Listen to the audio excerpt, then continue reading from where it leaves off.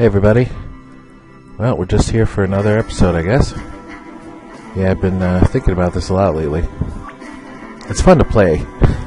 Fun to play again. It's been a long time, but it can be a while before I find time to talk for a half hour with nobody interrupting me. That's not easy. But we left off right before the big fight with Kovac and Vec. And if I remember right, I don't think it's started yet, but they play Stoic's theme, and we. It's kind of funny. Oh, here we go. Yeah, it's Stoic's theme that gets played in this one, which, you know, we want more opportunities to use that theme because it's really good. Although we did get a new one. I don't know if you guys played World Remade, which was our contest entry for the IGMC. The first time they did it, which was like, I don't know, 2014 or something like that. We worked on that. And we got our composer, Joel, who did the music for Labyrinth and Dreams and Exmoor, to do the music. Oh, look at that. I love that pose of Stoic holding Kovac over the edge. That's some Batman shit. So anyway, we got Joel to do the music for World Remade, and we need a new theme for Stoic because Stoic, you know, is in that game. And, you know, we sort of had the, you know, we sent him that song that we use in this game, and we were like, you know, we really like the Spanish guitar thing and the, you know, some horns and stuff. Just kind of a Zorro vibe. And so, you know, he took that to heart and started working on it. And I think Mark was telling me that, like, over and over again, he kept saying, like, needs to be more epic, until finally we got one back. We were like, whoa. So that's the one that, if we ever revisit these characters of this game again, we'll certainly use that theme. But, this is good. So I settle this like gentlemen, then sprays them with water. But, you know, we figured this was a scene that people thought might come later in the game. But, you know, as you probably noticed, it's already happening to some extent now. The Hand kind of takes over as the main antagonist, and Equipment King is more on the margins. So if this fight was going to happen, this was probably a good time, because it wouldn't make a whole lot of sense towards the end. So we had one battler done for this one. You can see Vec is his anchor's work there. And then we have this sort of very basic looking one for Kovac. And it was basically, Kovac's sprite is an RTP sprite. You know, it comes with the game. We didn't edit it really. So, you know, there's pluses and minuses. You know, the drawback being that, you know, people are like, oh, you can't even make your own sprites, you suck. But at the same time, you know, people tend to make a lot of original artwork corresponding to the RTP because they know that everybody has it.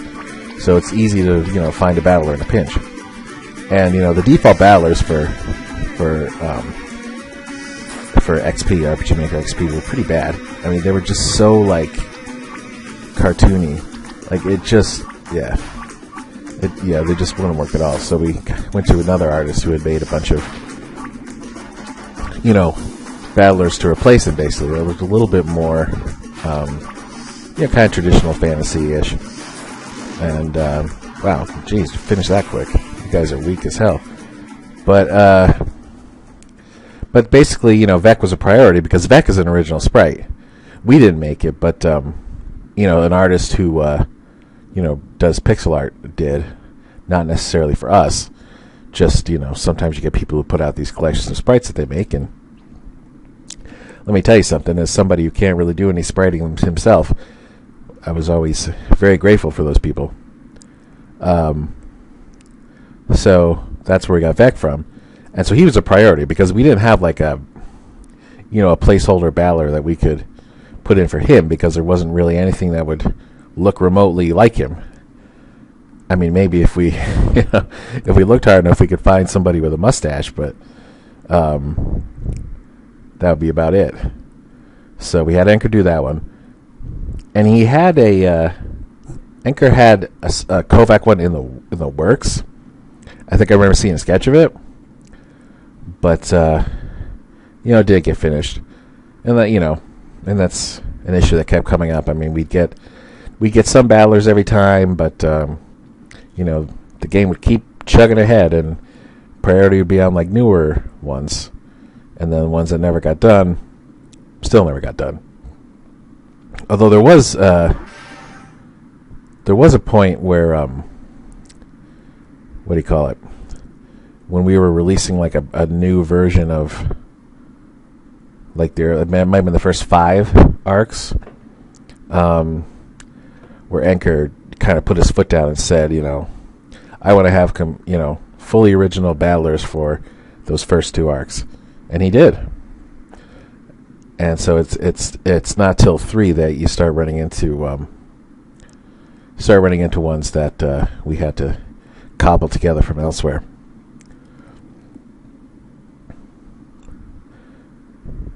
But I'm going on about that. I didn't really say much about what's been happening in the scene.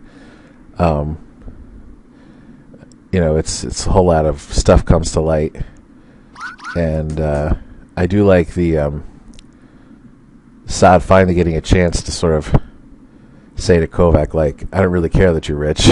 It's just that you're not nice, basically.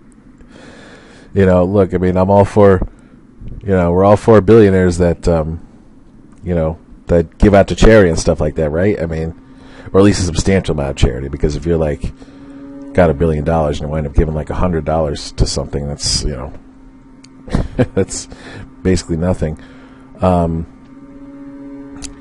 But unfortunately, a lot of them seem to use it to get more, which I don't quite understand. But I never had that much money, so I guess I can't really speak to that. But in the old days, you had a lot of you still had like rich, sort of semi-corrupt,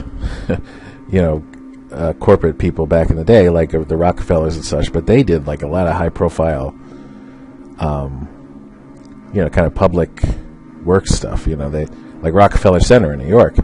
I mean, that's a beautiful spot, and they put that together. And that family in particular was also responsible for securing a lot of land for national parks. Like there's one on the Virgin Islands, St. John, Virgin Islands National Park, which I've been there. It's very beautiful. Some of these beautiful beaches, and that was totally like just some rich guys. I think it was a Rockefeller. It might have been a different family. It was one of those families just buying up a lot of land in there and giving it to the government, saying, just protect this because it's beautiful and we don't want to have a fucking, Walmart and McDonald's all over the place. Which, okay, I mean, those companies probably weren't around at that point, but you get the idea. And now we're at the dungeon here, this ancient castle, which Stoic is able to look at and guess it predates Gallia, which he's quite a student of architecture. I think he said something similar. And here comes the Bubs. So this is the first time we hear Bubba's real theme, I believe, and it's pretty badass. It's from the movie Collateral, although it was actually cut from the movie, but it's on the soundtrack. So that's that's kind of ideal, really. It's like a professional quality track, but since it didn't show up in the movie, you're not going to really get people who are like, "Hey, you stole that from Collateral." But he decides that he wants to help out and give Sa kind of a different perspective on mind reading. It can actually it can help sometimes. It can kind of help you get some shit figured out. But probably not enough to make Saad volunteer to have it done again. Here comes the Baron. This is just a funny bit because everybody's together, so you get to kind of play them off each other. And that's fun. And meanwhile, Auburn is the only one here who doesn't know who everybody is under the masks. Which, I mean, I don't know. We're sort of, we made a lot of jokes about it before. And Shroud tries to get Auburn on his team. Kind of like You know, kind of like some kid at grade school who has to pick his partners for some class project. He picks the girl that he's got a crush on. But in this case, Auburn says no. She's getting to be friends with Laurel. Let's hang out. And plus, Shroud's arrogant. So that's kind of funny. And actually, Finley just mentioned school right there. And he's a bit disturbed that his teammates don't have proper costumes. Which, you know, that's important shit. And so with this dungeon, oh, another cutscene. Damn, this goes on for a while, huh? I mean, I guess you got the Kovac and Vec fight in the middle, but there's a whole string of cutscenes here for a while. So they're talking some more about Andow's sister and that encounter they had last time. And speaking of that, I mentioned that this thing is easier to this part of the story is easier to follow if you've seen the flashback scene. And I talked to Mark about that the other day, and he said that in the version that I'm playing now, the last major one we released, there's at the end you can watch a lot of the extra stuff that we made. So there's that flashback. There's another thing about Queen Ariana that I made a long time ago. And something about... Yeah, there's some more other ones, I guess. So what we'll do is whenever we finish this in like 15, 20 years, at this rate, we'll watch all that stuff. Just to have as complete a collection of Master of the Wind as we can. But I shouldn't get ahead of myself. No other Let's Player has finished this game, so I could be displaying some hubris right now.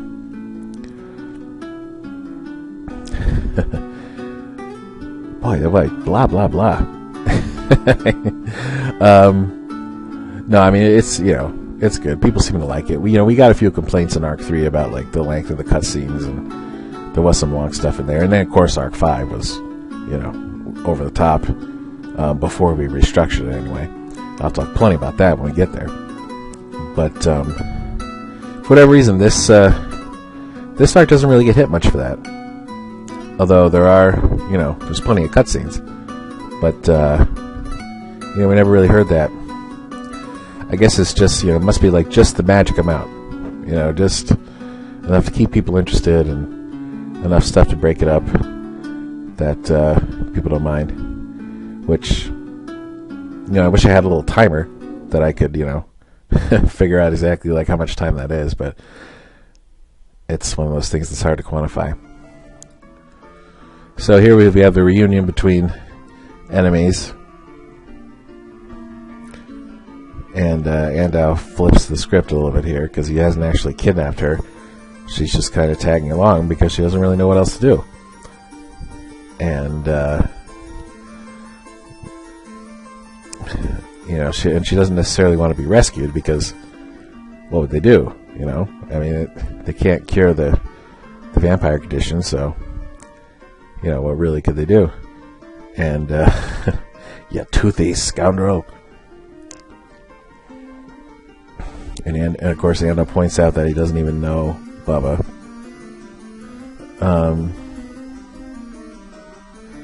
Says Andow explained that the place is haunted. Now, I think I mentioned this before. Yeah, I must have at some point, like during the first arc, but that was a while ago.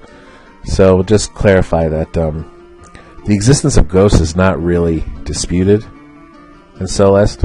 I mean, it kind of makes sense. You got like people coming back from the dead, semi-regularly, so it wouldn't seem very far-fetched in that case. But people don't necessarily see them very often. It's more in a place like this that's got history. Although we never really developed a history or established like what this place was in the past. Which I'm kind of surprised, because a lot of times we do that. We had plenty of backstory for the church in the first arc, but then again, that was also, that was establishing a lot of lore that was important to the game as a whole, so it's a little different. Whatever backstory this place has is probably not incredibly important. Oh yeah, so there's a bit of foreshadowing there. it won't be the last time Auburn has a little personal moment with a piano. Alright, so this is the party switching dungeon. That's the main attraction here. And so we divide up the teams, and in an interesting way, pretty balanced. You know, each one's got a healer, of course. You got Laurel for this team and Shroud for the other. Although the Shroud team is probably a bit heavier in muscle since it's Stoic and Bubba. I think I think one of our test players said, like, man, that's a lot of testosterone in one group, and it's true. But you know, Finley hits hard in his own way, and even Auburn. I mean, you know, obviously, when you use testosterone and talking about her, you don't have that kind of hormone therapy and Soloist. But it's you know, she's tough. She hits hard. So this is, of course, revisiting the rope puzzle from Fort Drake, the first dungeon, although much more in depth because you've got two parties to work with here. And this, I remember Mark saying that, or Art Bay, you guys know that his name is Mark, right? And just so nobody gets confused. I remember him saying that, you know, this puzzle came out so well that he wished he had put it at the end of the dungeon as, you know, it's kind of just a finale. Because you know, it's really just extremely well executed. You know, you never feel stuck really. There's always some clue of like what you have to do. But at the same time, it's fun to kind of, you know, think it over. You know, try different things. Of course, it's been so much time for me that I don't have like all solutions memorized, so I'm kind of playing it again like it's the first time. I remember we had somebody who played it, you know, was posting about it on the forums, said something to the effect of, "How the fuck does Art Bain design this shit?" And, you know, and I mean, I don't know if I can answer for him, but it's probably just with a lot of, you know, planning. He plans a lot. He plans more than I do for things like this. You know, he's always used like a notebook with or a sketch pad or things like that. And, you know, he probably drew this whole thing out. I mean, I can't remember if he ever showed it to me. He might have. But, yeah, he just plans these things out. Very careful. And so in this case, it's not just about, you know, finding a path to that one door. It's, you need to have a path that both groups can use, because, you know, if you have one group go ahead through the door, but if you leave it inaccessible for the other group, then, you know, you're SOL. So you have to create like a route that you could just leave and somebody else take care of it. See, because right now we could leave, but, you know, what would Auburn do? So that's the kind of thing, you know, you have to consider with this puzzle. But I think we're pretty close. Oh, what am I missing here?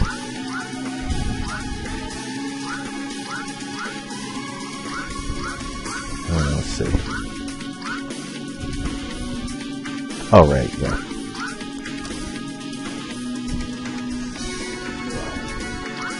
There we are.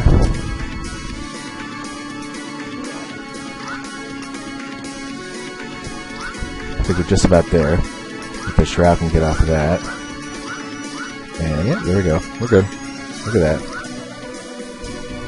It's a good shit.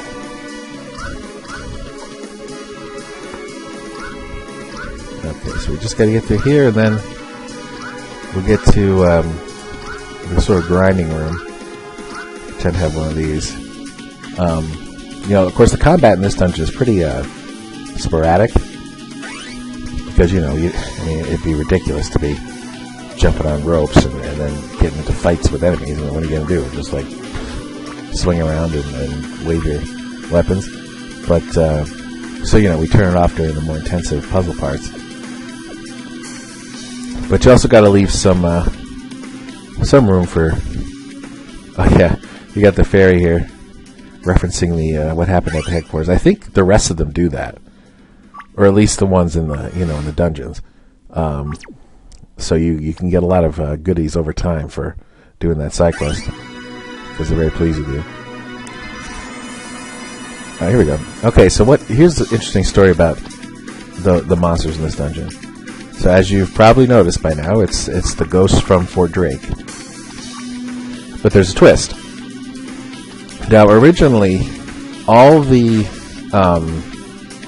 enemies in this dungeon were going to be ghosts, but they were going to be like, certain like aristocratic types. Like there was going to be like a princess ghost and like a knight ghost and a king and queen ghost and shit like that. And they were all going to have like different abilities, each kind of corresponding with an element. And of course, you can collect a bunch of different elemental materials that you use for crafting eventually. But then we were like, wait a minute. We're already behind the battlers, and we're talking about adding like 6 or 7 different ones. How many elements we got in this game? At least fire, water, earth, wind, air. No, 8. 8 new battlers. It's like, holy shit, that's probably not smart. So, what we did was we brought back that ghost, but it'll change colors. You start with this sort of like default ghost, and then it'll shift into a different. The color will change, and then that means the ghost is using a different element. And it's all the same attack patterns as those enemies that we originally designed. It's just they all look basically the same, except for a minor color difference. And so it was another way for us to kind of, deal with our artwork issues in a way that made sense. Because with all this, because we wanted them to finish Anchor to finish the bosses of this place. Well, we already, we had one for Andau. Although I'm not sure. I think we didn't have a battle for Andau originally because Anchor didn't even join the team until Arc 2. So he had an R2P battler for a while, or some other battler. But then, since you deal with him again in this arc, you're thinking like, oh, well, this is good because we'll we'll have Anchor do one for Andau this time, and then we'll just sort of like plug it back into the first arc. So that was always nice when we could do that. And maybe that's, occasionally people would get in our case, like, how come none of the villains die in this game, which isn't true, some of them do. But I can understand why people would say that, because a lot of villains, and most of them do survive for a long time. And, but then we're like, oh, well, when we bring back villains, that means we can get a battler, and then we can use it for the, the first time that you fought them, so there you go. Flawless logic, right? So let me talk a bit about Bubba's skills. I know he's not on screen right now, but I do want to get to it because we're getting near the end, and I want to make sure I talk about it. When you start with him, he has two moves. He's got just like a pretty basic strong attack, and then he's got what they call swig, and that's when he takes a sip of his beer. And that unlocks a handful of new abilities that are kind of, you use them once and then they go away, and then they come back the next time he takes a swig. So there's a variety of different things. You can throw your bottle at the enemies, which is the one I always like, and you can also burp and fart. Very classy. Although we called it belch and waft. It's a touch of class, I guess. And then yeah, the staggering attack, which is just him like lurching around and landing a hit. It's kind of a funny idea, and originally we had toyed around with the idea of like giving him different attacks if he drank different things. Like, you know, I mean, you got the beer, of course, but if he had, you know, if he had like hot sauce or something, then he has like a fire attack, or, you know, just like shit like that. But you know, he really wasn't in the game enough to justify coming up with, you know, a system like that. You know, you play him in this dungeon, and he shows up again near the end. But that's pretty much it. So probably wasn't worth it. But it was, you know, it's a nice change of pace still. Because, you know, the people, you know, you might be getting sick of the standard abilities for the main 4 by now. Oh, I got a lot of goodies from that. Okay, so this puzzle here, I don't remember what the deal is with it. Oh, that's right. Yeah, it's like a variant of the Solix Lab one, which we're talking about now.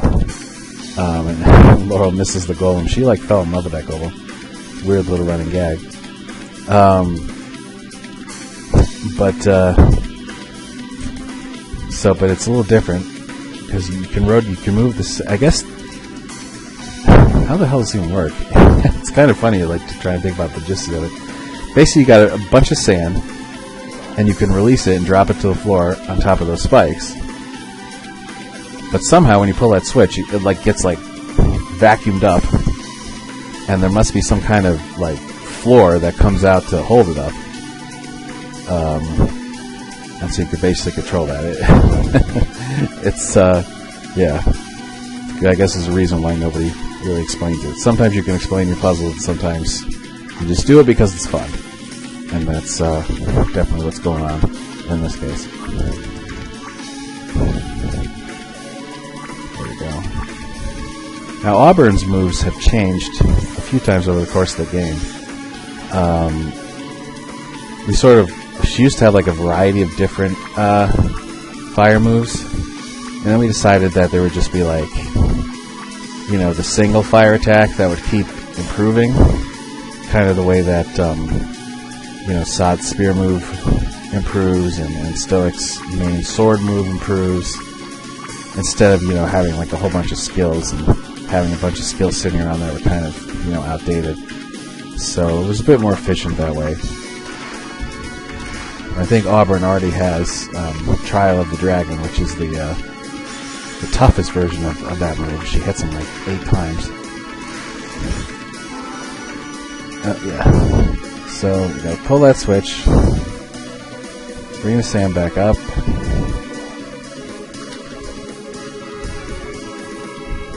and so what you do is you start turning the sand into glass, like she's saying.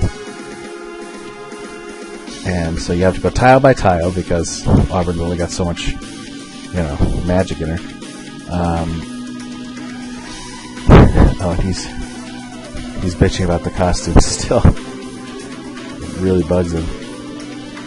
I think, yeah, and this leads into it leads into this whole rant about like the Code of Heroes, which, you know, Finley treats as like sacred knowledge, but Stoic probably just made that shit up on the spot. Do not speak during the hallowed refrain of the code.